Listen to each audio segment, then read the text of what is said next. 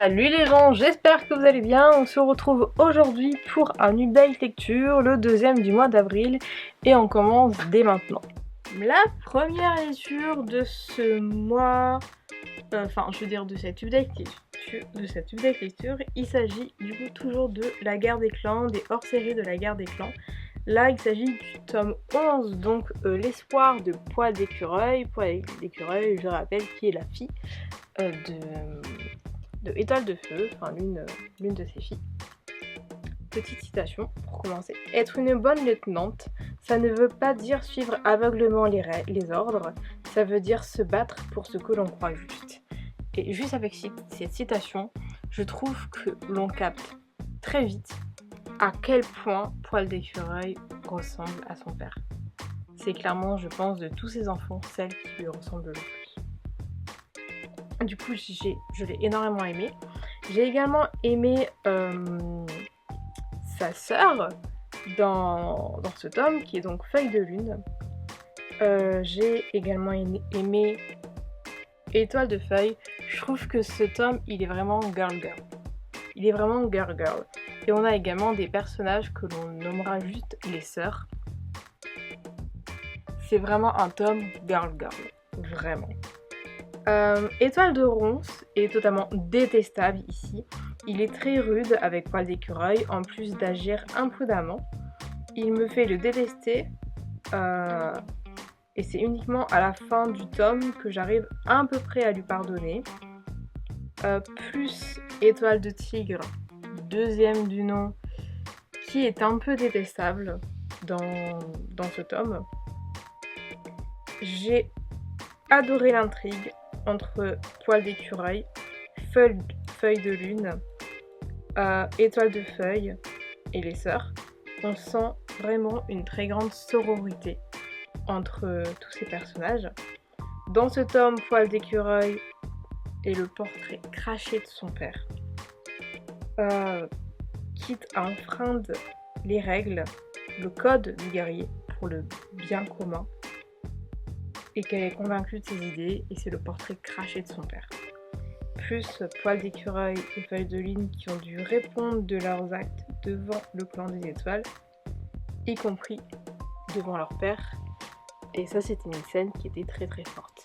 Bref, c'est vraiment un super tome, et là sur le coup, je trouve que ça en dit très long sur le personnage de Poil d'écureuil. Ensuite, j'ai lu un livre trop kiki.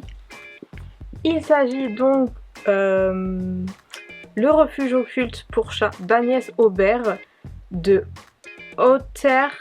Heather Fawcett, je sais pas du tout comment ça se prononce, aux éditions de Saxus. Une petite citation. Je ne reprocherai jamais plus à vos chats d'être bizarres car ils ne font que tenir de leur gardienne. Ce que j'ai aimé dans ce tome, enfin dans ce bouquin, c'est du coup des chats, des chats, des chats, des chats, des chats, des chats et encore des chats. C'est une cozy fantasy avec des chats. Les chats rendent la vie plus facile à vivre et ce roman le montre extrêmement bien. Et puis il y a la magie. Agnès n'est pas forcément fan, mais elle va vite voir à quel point sa vision sur la magie de manière générale était totalement faussée. Agnès aime son petit train-train quotidien, donc évidemment quand il va être perturbé, ça ne va pas du tout lui plaire. J'ai adoré ce personnage attachant, organisé, vouant un amour fou au chat et une petite mention spéciale à un chat qui s'appelle Sa Majesté, que j'ai vraiment beaucoup aimé. Bref, ça se lit super vite. J'ai trop aimé. Voilà, j'ai vraiment trop aimé. J'ai ensuite lu un tome qui est sorti il n'y a pas très longtemps également aux éditions de Saxus. Donc il s'appelle Le Chant des légendes perdues. Le premier tome s'appelle Les Invocateurs de M.H. Ayinde, aucune idée comment ça se prononce, aux éditions de Saxus. Petite citation, les ancêtres se détournent de ceux qui refusent les cadeaux qu'ils offrent. J'ai énormément aimé que c'est un roman qui est assez multiculturel, on a plusieurs cultures à l'intérieur. On a des créatures qui sont totalement terrifiantes et on a également beaucoup de magie. C'est une fantaisie aux inspirations d'Asie mais également d'Afrique.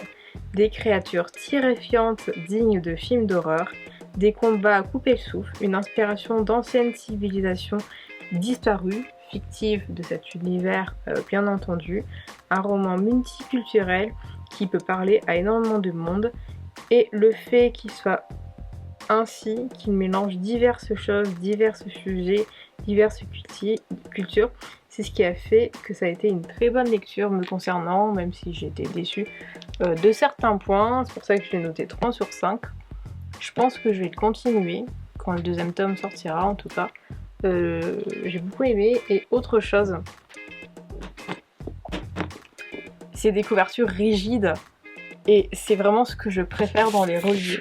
Donc je suis vraiment très contente que pour une fois on a vraiment des reliés ainsi et non pas avec du papier au-dessus qu'on peut enlever. Pour moi c'est vraiment mes préférés. Donc je suis vraiment contente qu'on ait eu ça aux éditions de Saxus. La Tumblr lecture est maintenant terminée, j'espère qu'il vous aura plu. En attendant, on se retrouve très bientôt pour de nouvelles vidéos. N'hésitez pas à vous abonner à cette chaîne si ce n'est toujours pas fait, à liker la vidéo, la commenter, la partager sur les réseaux sociaux, me suivre sur les réseaux sociaux. Toutes les informations sont comme d'habitude en barre d'informations et on se retrouve très bientôt. Ciao!